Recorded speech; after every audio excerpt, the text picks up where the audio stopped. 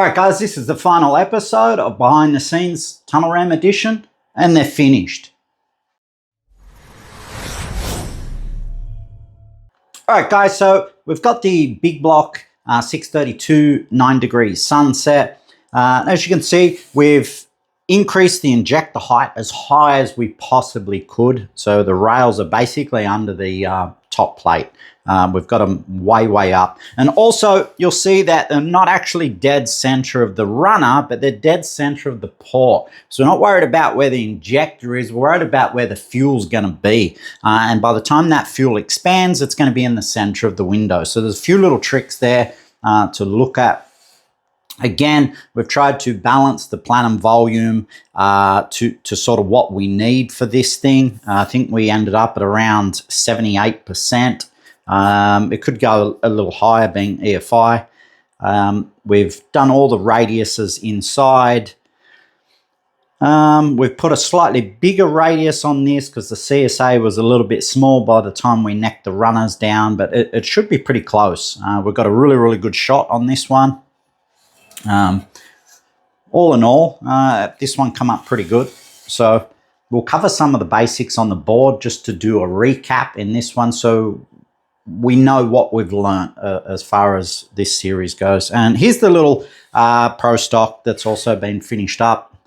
That's a little 10,500 RPM Ford early headed Pro stock thing. So we actually had to do a remake. I might put the other manifold up and show you the difference between the two and what we've changed. But again, I'll do some diagrams on the board because important aspects is the port center line to port. We've laid that below the port center line on this, where the other manifold was actually above the port center line. Now, a lot of people do this in tunnel rams, start to lift the runner. If you want to make horsepower, you want to extend the port center line and even go a little bit lower. Again, we've talked about this, stabilizing the short term. So I'll do some diagrams on the board a little bit later and we'll run through that. We've also narrowed the dead area in the Plenum. So there's not a lot of dead area on the top side of the actual runner itself. So, and also you'll have a look, we've extended the port center line angle as well. So ports will have different angles as far as left to right as well. So we've established what the port center line is, and we've actually extended that up into the Plenum. And also another little trick is a offset. So we moved the carbies because this is a carbie, runs some Broswells, I think it is on this one. And we move the carbies forward for obvious reasons. We've talked about this in the videos before, because fuel will fall backwards as we accelerate. We're accelerating away from the fuel. Fuel is much heavier than air. It's hard enough to turn air, but fuel doesn't want to turn. So move the carbies forward. And like if you had to throw a ball at a moving target, you don't throw it where they are, you throw it where they're going to be. So there's a little bit of playing around here, getting it right. And again, it's averages because you're going to have more G-force in the first half of your track than the second half, and so on and so on. So you really just want good averages. And this is another thing that I say that where the dyno can't teach you. So you can do this on the dyno and you'll lose horsepower, but at the track you'll go faster. Same with Plenum volume. We can put more and more Plenum volume, get a straighter shot, and generally see more horsepower. But at the racetrack, and I'll show you in comparison to the other manifold, they end up doughy, and when you shift, they've got no airspeed in the Plenum. They can't pull on the carbies. The engine leans out, and you have all sorts of problems. So yeah, that's basically it with these two guys. They both come up really well. All the top plates are done. Fuel rails are in. Pretty much everything's done. Same with this girl. This is obviously a carby one. All in all, they come up really good. The other thing we talked about was we get these water jetted or lasered, and they're a parallel cut. So if you're putting a runner on there with an offset window, meaning an offset center line, so if they're going left or right, make sure you compensate in your program for that and actually offset the runner to the head plate. So when you port it, that fast line ends up perfectly straight into the port. So there's a couple of little tricks, but yeah, that's basically it, guys. We'll hit the whiteboard and I'll just go through a couple of things what we're talking about. And actually what I might do is just do a side-by-side comparison of the two Pro stocks quickly and just show you a couple of things that will affect, obviously, horsepower, how the engine responds and stuff like that. So here's a quick comparison of the two Pro stock manifolds. So this is the original one. A few things, as you can see, quite wide in the Plenum. We've narrowed that up. Again, we want volume above the carb so we can adjust it. We don't want more and more dead area. And also runner angle. We've actually gone below center line with this one, port center line. I'm not going to tell you how much because obviously that's between me and the builder. But yeah, a few problems with this one. Obviously, it was above port center line. It's got a fair bit more dead area. It's got a wider floor as well. So we've narrowed the floor to get a better shot into the carbs itself. So we really want to see, well, the carby really wants to see those runners. It doesn't want to go. So this one was much wider. The CSA wasn't great, so we've fixed a few things there. We've gone a more taller, basically mirror image the runner into the Plenum on a growth ratio, where this one's sort of done it a little bit different. And yeah, there's a lot of morphing going on there. So we should see some good results with this. So yeah, as I said, a few things. We've reduced the Plenum volume to be more efficient, so we can actually adjust it above the carby. This is going to give us a bit more tunability over this manifold. We talked about this in the videos. Try and get your especially with carbureted, try and get your targets on the lower side, as long as your measurements are right, like your distances and stuff like that are all on, you've got good line of sight, keep it to a minimal. So again, when I talk about Plenum volume, it's the smallest possible volume that works. That's the right Plenum volume in anything, turbocharged, carbies, anything. With bias throttle bodies, as we've talked about before, you've got to compensate for that bias position. But with tunnel rams, you don't. We have really, really good access. So as I was saying, even in the street stuff, you can run them as low as 60%. These big RPM type stuff are going to start at about 100, all right? But with this design, what we've done, we've able to reduce a little bit more volume and keep it efficient. Just like a port. You know, the best port you can do increases CFM while reduces CC. So if we can make that port smaller and make it flow more, it's more efficient. And that's what we've tried to accomplish with a Plenum design as well. The more efficient we can make that Plenum, the better it's going to shift, the better the signal's going to be on the shift, the better it's going to be down the racetrack, right? So that's what we've concentrated on with this thing, just small little changes that all add up. So yeah, there you go, guys. I'll get the whiteboard and we'll just go over a few of the elements we're talking about now. All right.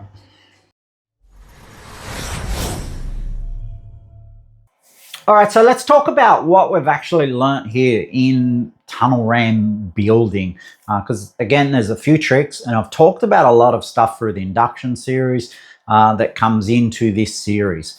Put a couple of diagrams up on the board, and I just want to cover them now to again refresh what we were talking about as far as port stability and how the runner actually changes the velocity inside the port. So again, like a race car, depending on your line into the corner will set up how you come out of the corner. Port, similar thing. So if we look at a normal runner, a high speed on the short turn, roughly, we're going to see a high velocity to bore center. So as we extend the port center line out of the cylinder head, where we put this runner is going to dictate whether we want to make more torque or whether we want to make more horsepower. And we've talked about this before. As we increase the height of the runner, it's going to increase velocity on the floor, but it's going to cause separation off the short turn sooner. And vice versa. As we bring the runner down, we're going to increase velocity towards the roof, which is going to stabilize the short turn. So we're going to get a better pressure balance in that port. And like this, just like a slippery dip. When you come down a slippery dip and hit the bottom, you sink into it and you want to skip off the next one. The same thing's going to happen in the short turn with higher runner attack angles on the cylinder head. That's why anything with big RPM is always on center line or under center line. So again, with the Pro Stock we've just done, we've run that under center line to try and help the cylinder head. So again, torque up, horsepower down. And it should make sense really. By as we come down here, we're going to move this high velocity area more into the long side or the center of the port, and that's going to stabilize the short turn. So, and vice versa. And the other aspect was left to right. So you'll see the windows offset to the valve. We generally have a high pressure here. If this is ball wall, it's going to come in on an angle. So the other high velocity area on the short turn is going to be closer to the ball side. And different cylinder heads will offset their windows again. So this is the other angle we've got to look at, is how does the center line front to back on the cylinder heads, or if you're looking at the cylinder head left to right, so some ports come out that way, some ports come out that way. Well, we want to project that center line to a certain extent. And that's what we did on the Pro Stock engine. We improved the port center line for it. So if this is 5 degrees, that wall leaning this way, this is 9 degrees, we can work out our center line. And this also helps us design the runner. We want to try, if you've seen where I was playing in CAD, how I would offset the top in reference to the bottom. So I can play with these figures straight away in CAD and actually make the runner so that when I weld it on, because it's a 90 degree or parallel surface, those angles are already set. And we can do that in CAD just by offsetting the window. Again, you can cut it and play with different angles, but to make life easier, set it in the program. So when we CNC the runner, it's already there. So if we needed it up and over, so say this wall is dead straight and all the taper is in that side, because the port center line's maybe 3.5 degrees, and we have say 6.5 in the runner, 7 degrees in the runner. So halfway is 3.5. We can just shift that over, and then we've still got it parallel to the plenum to make our fabrication side a lot easier. So, all right, I'll clean this off and we'll just talk about the plenum now, and that pretty much wraps up our behind the scenes of tunnel ramps. All right, let's do it.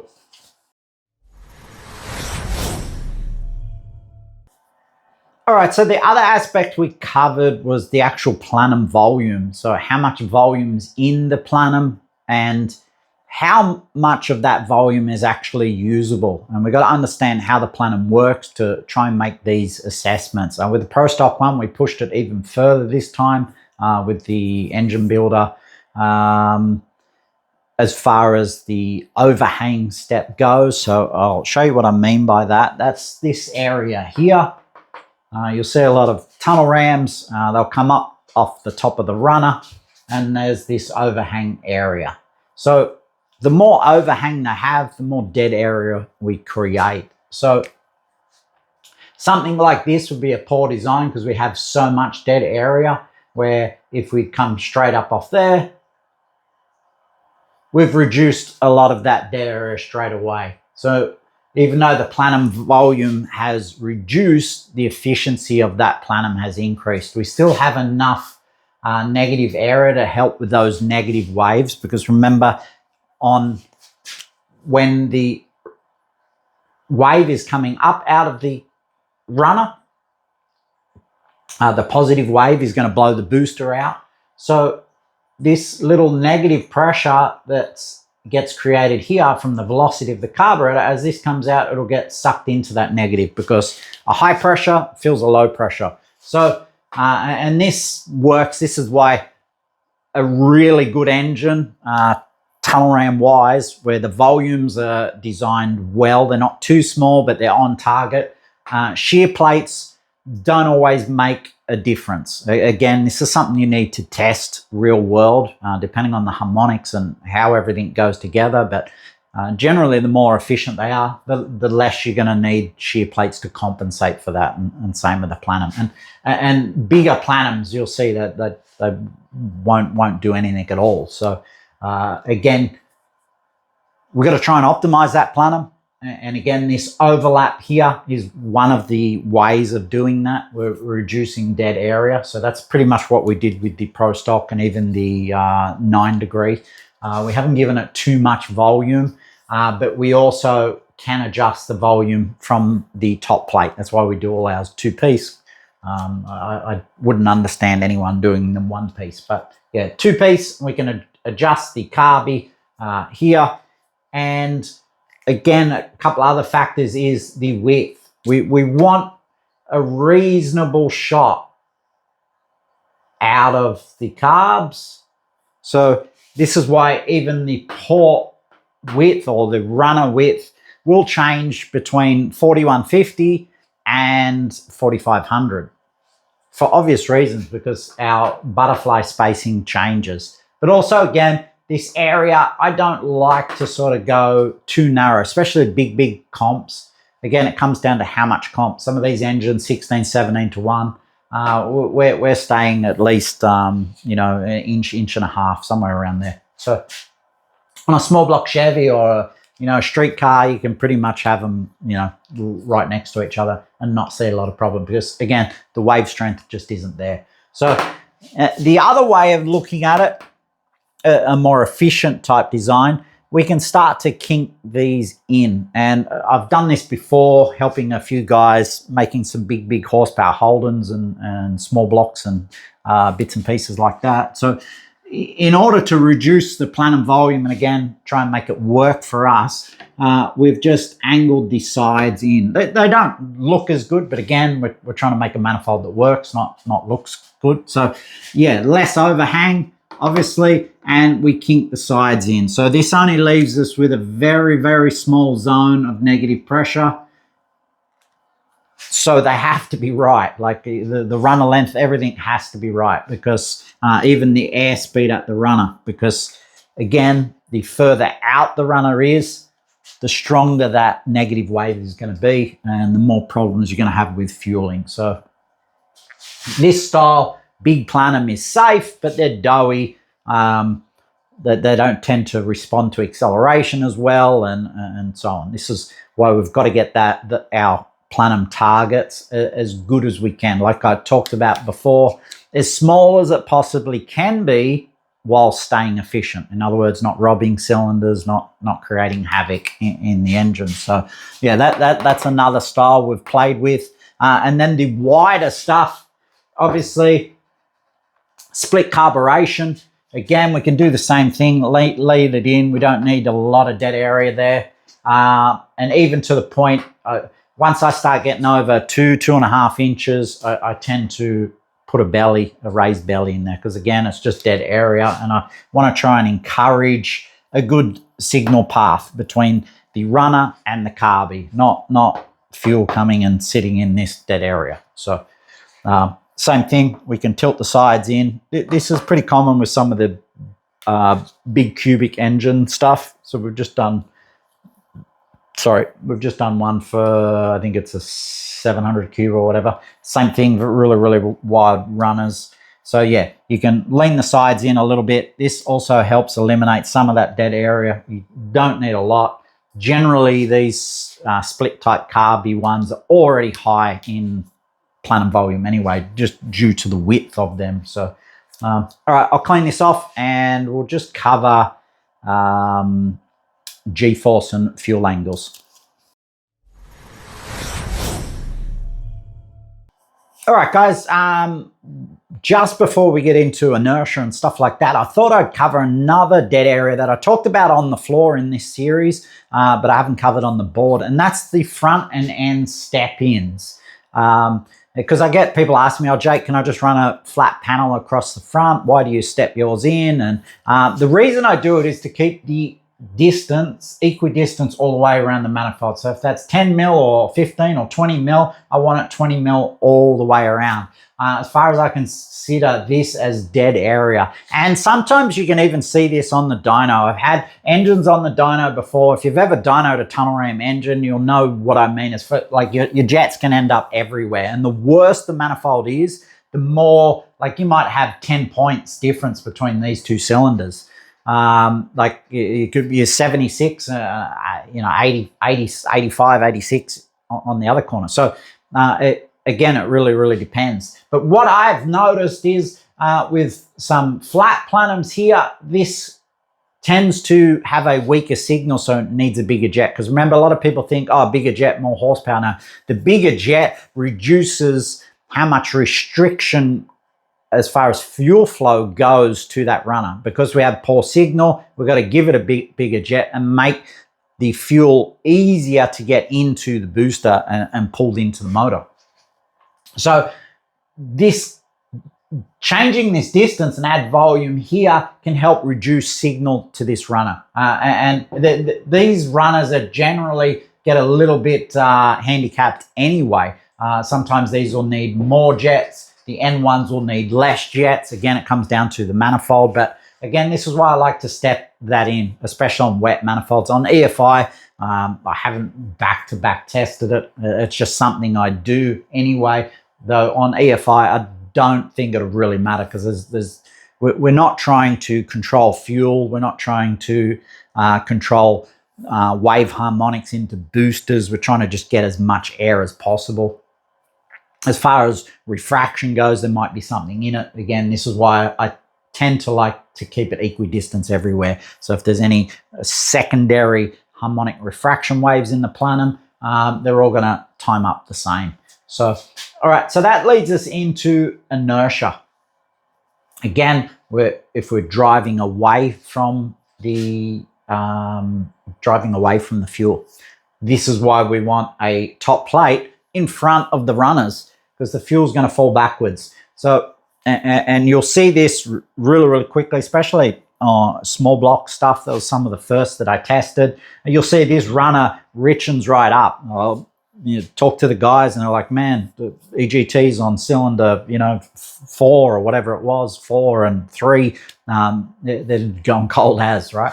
That's because they're getting more fuel, especially coming out like the 60-40, you might see them, and you'll see the EGTs change across the track. But it's to do with this fuel angle and also the height of the carbies relative to the runner. Again, time over distance. The further we go up, the more offset we're going to need to actually get that fuel dropping into that runner, allowing for that inertia. The car's driving away from the fuel, right?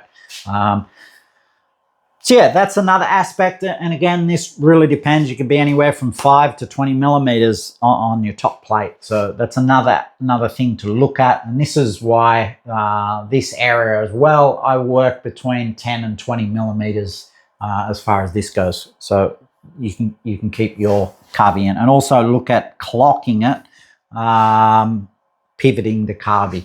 So I usually do that in CAD and see how I can maximize the area to all the cylinders, even though it's forward. So I do it dead center. And then once I've optimized my shot as far as percentage-wise goes, then we can move it forward from there. But again, this is something you need to test in the real world. And just because if you test this on the dyno, it won't work. So you'll lose horsepower. But on the track, you'll see, better mids, better 60s, better everything if you get this right, because it's dynamic versus dyno that's stationary. It's not taking into account any inertia, anything. But as you can imagine, as you're driving away, the fuel's going to be going back. NASCAR had to play with this, going around in circles, because the outside banks would run richer than the inside banks. So they had to change the jetting in the carbies. Again, there's something to think about. But yeah, there we go, guys. I think that pretty much wraps it up. If you want to see more on the, we've still got to finish the Blue Thunder off, let us know and we can do some videos on that, because we've got to do the plenum radius and ends on that thing. That is a all wet manifold. So there's going to be a couple of little things different on that as well. So, all right, cheers.